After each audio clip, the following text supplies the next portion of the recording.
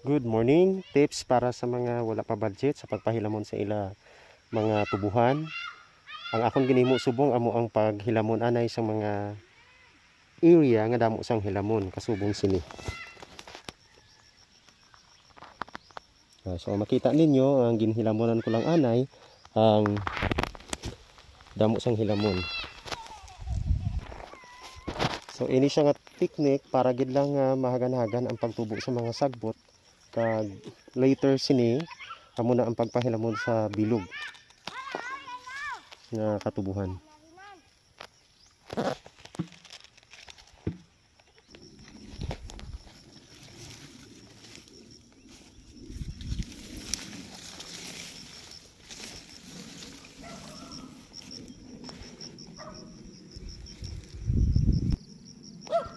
Ang mga hilamon ginpang haboy ko lang ano sa karsada para hindi siya magtubo sa akong ginbutangan.